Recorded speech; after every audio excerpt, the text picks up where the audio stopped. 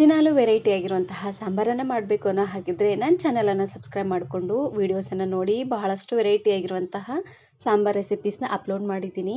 ತರಕಾರಿ ಬೇಳೆನ ಹಾಕದೆ ತುಂಬಾ ಸಿಂಪಲ್ ಆಗಿ ಕ್ವಿಕ್ ಆಗಿ ಮಾಡುವಂತಹ ಬಹಳಷ್ಟು ವೆರೈಟಿ ಆಗಿರುವಂತಹ ಸಾಂಬಾರ್ ರೆಸಿಪೀಸ್ನ ಅಪ್ಲೋಡ್ ಮಾಡಿದ್ದೀನಿ. ಇವತ್ತಿನ ನೋಡೋದಲ್ಲಿ ತುಂಬಾ ಸಿಂಪಲ್ ಆಗಿ ಮಾಡುವಂತಹ ಒಂದು ಸಾಂಬಾರನ್ನು ಯಾವ ರೀತಿಯಾಗಿ ಮಾಡೋದು ಅಂತ ನೋಡೋಣ. ಇದನ್ನು ಮಾಡಲಿಕ್ಕೆ ಮೊದಲು ನಾನಿಲ್ಲಿ ಒಂದು ಪ್ಯಾನಿಗೆ ಸ್ವಲ್ಪ ಎಣ್ಣೆನ ಹಾಕೊಳ್ತಾ ಇದ್ದೀನಿ. ಒಂದು 4-5 ಚಮಚ ಆಗುವಷ್ಟು ಎಣ್ಣೆನ ಹಾಕ್ಕೊಂಡ್ರೆ ಸಾಕಾಗುತ್ತೆ. ಎಣ್ಣೆ ಸ್ವಲ್ಪ ಬಿಸಿ ಆಗ್ತಿದ್ದಂಗೆ ಇದಕ್ಕೆ ನಾನಿಲ್ಲಿ 1 ಚಮಚ ಆಗುವಷ್ಟು ಜೀರಿಗೆ ಮತ್ತು ಸಾಸಿವೆ ಎರಡನ್ನೂ ಒಟ್ಟಿಗೆ ಹಾಕ್ಕೊಳ್ತಾ ಇದ್ದೀನಿ. ಹಾಗೆಯೇ 1 ಗರಿ ಆಗುವಷ್ಟು ಕರಿಬೇವು ಸೊಪ್ಪನ್ನು 1ರಲ್ಲಿ 2 ಭಾಗನ ಮಾಡಿ ಹಾಕ್ಕೊಳ್ಳಿ. ಫ್ಲೇವರ್ ತುಂಬಾ ಚೆನ್ನಾಗಿ ಬರುತ್ತೆ. ಜೀರಿಗೆ ಸಾಸಿವೆ ಎಲ್ಲ ಚೆನ್ನಾಗಿ ಸಿಡಿದಾದ್ಮೇಲೆ ಇದಕ್ಕೆ ಹಾಕ್ಕೊಳ್ಳಿಕ್ಕೆ ಅಂತ ನಾನಿಲ್ಲಿ ಖಾರವಾಗಿರುವಂತಹ 4-5 ಹಸಿರು ಮೆಣಸಿನಕಾಯಿನ ಹಾಕ್ಕೊಳ್ತಾ ಇದ್ದೀನಿ. ಈ ರೀತಿಯಾಗಿ ಉದ್ದವಾಗಿ ಸೀಳಿ ಹಾಕ್ಕೊಳ್ಳಿ.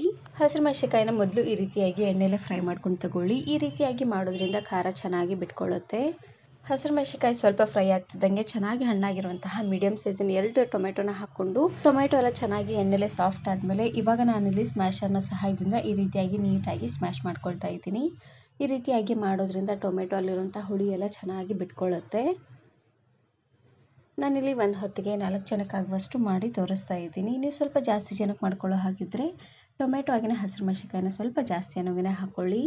ಲಾಸ್ಟಲ್ಲಿ ರುಚಿಗೆ ತಕ್ಕಷ್ಟು ಉಪ್ಪು ಹಾಗೆಯೇ 1/4 ಚಮಚ ಆಗುವಷ್ಟು ಅರಿಶಿನ ಪುಡಿನ ಹಾಕ್ಕೊಂಡು ಈ ರೀತಿಯಾಗಿ ಚೆನ್ನಾಗಿ ಇದನ್ನು ಮಿಕ್ಸ್ ಮಾಡ್ಕೊಂಡು ತಗೊಳ್ಬೇಕು.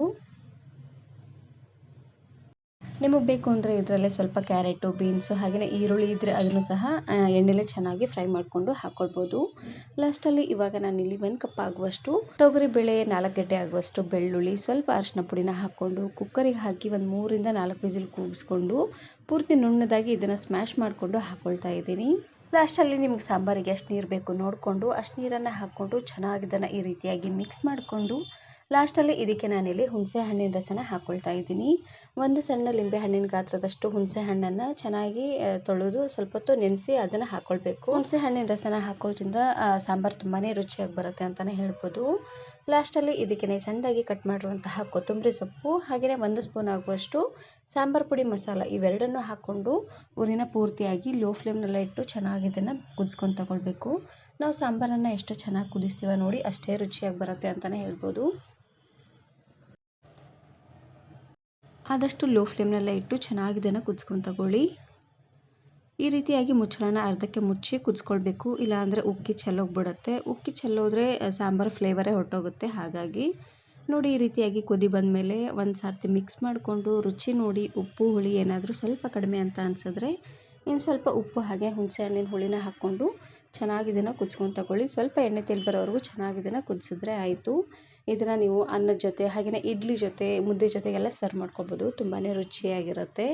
ನೋಡಿ ಈ ರೀತಿಯಾಗಿ ಚೆನ್ನಾಗಿ ಇದನ್ನು ಕುದಿಸ್ಕೊಂಡ್ರೆ ಸಾಕಾಗುತ್ತೆ. ಈ ವಿಡಿಯೋ ಇಷ್ಟ ಆದರೆ ಈಗಲೇ ಒಂದು ಲೈಕ್ ಬಟನನ್ನು ಕ್ಲಿಕ್ ಮಾಡಿ ಫ್ರೆಂಡ್ಸ್ ಆ್ಯಂಡ್ ಫ್ಯಾಮಿಲಿ ಜೊತೆಗೆ ಶೇರ್ ಮಾಡಿ. ಹಾಗೆಯೇ ಮತ್ತಷ್ಟು ಹೊಸ ರೆಸಿಪಿಗಾಗಿ ವರ್ಣಿಕಾ ಅಡುಗೆ ಮನೆ ಯೂಟ್ಯೂಬ್ ಚಾನಲನ್ನು ಸಬ್ಸ್ಕ್ರೈಬ್ ಮಾಡ್ಕೊಳ್ಳಿ. Thanks for watching.